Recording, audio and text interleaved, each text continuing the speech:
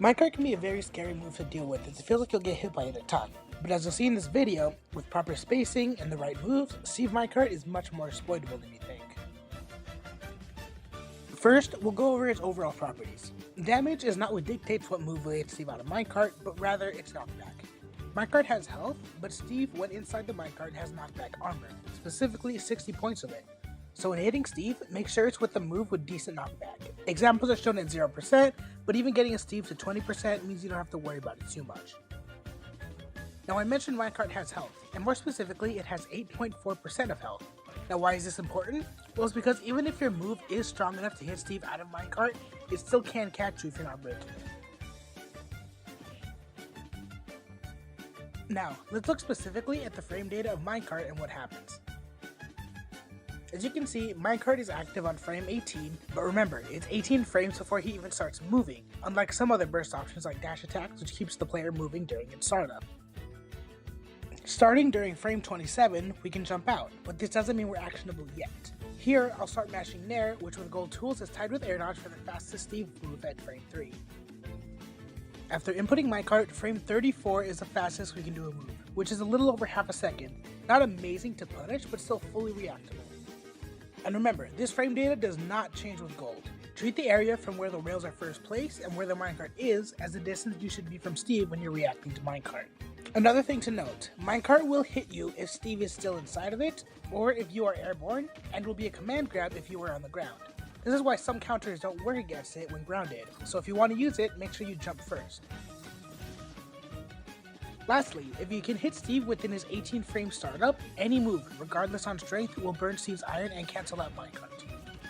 So use it as a callout option when you notice Steves are panic minecarting at disadvantage. Now, the next big thing, positioning. The best position is when you're about a 45-degree angle above Steve. When reacting to minecart, stay at that range. When you're low down, it can be consistent to hit Steve out of minecart, but higher up, you'll hit Steve more often than not. And remember, it's risky to attack it from the bottom without a good disjoint, so always aim for the head.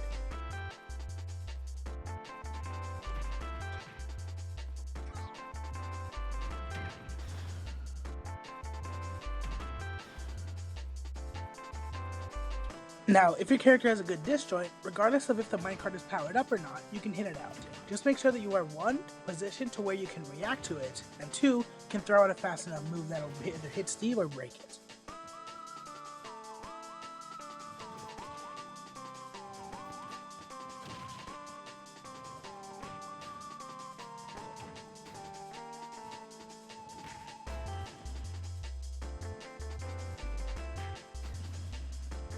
If your character's move to beat out minecart is too slow to use on your initial reaction, try staying back just a little bit further. It makes all the difference.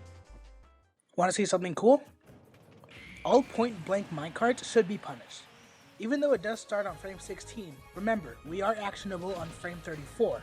So if you have a move that's 16 frames or faster out of shield, you can use it to punish Steve's minecart on shield.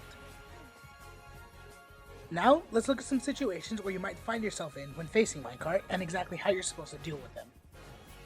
When you're in a position where an empty minecart is coming after you, many players will roll in, but it's not smart. Rolling away is also not a good option, because you'll get hit by the minecart again. Your best choice will be to jump back as soon as you see it and react. Then punish any option that the Steve does after if they get too aggressive. Now, when Steve hits your shield late to where it's not point blank and he can knock out immediately, your best option is to roll in. Air dodging in for Steve won't help him catch you, and if he does do Elytra, his fastest move to actually reach you, it also can't catch you. Just make sure that you react if he hits your shield with it, as being a little too early on the draw may still get you hit if you're not careful enough. Now, once you're already trapped in minecart, always mash as fast as you can, otherwise you're pretty much dead. The only exception to this is if you're on ledge, in which you can mash to bait a quick option, wait when you drop off ledge, then start mashing again. And for powered minecart, just remember to mash because you're pretty much dead either way. Now, if you have an item or projectile that can hit out minecart, practice your Z catches a ton. Keep it with you and react to minecart with a good throw for a good punish. Just watch out with transcendent projectiles, as minecart can't armor through it. Instead, use it as a punish, not as just a throw out option, because it will get you punished afterwards.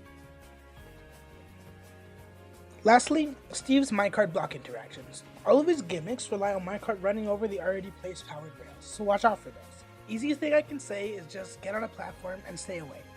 You can hit Steve if he's being gimmicky, but it's best to just back away and stay airborne. And if he's in the minecart, he's not getting any materials anyways, so just respect it. And with that done, that about does it. Any more questions, feel free to comment them below, and I'll do my best to answer them when I can. Also, be sure to share this with anybody struggling against Steve to help them out. And with that out of the way, I hope you all enjoyed.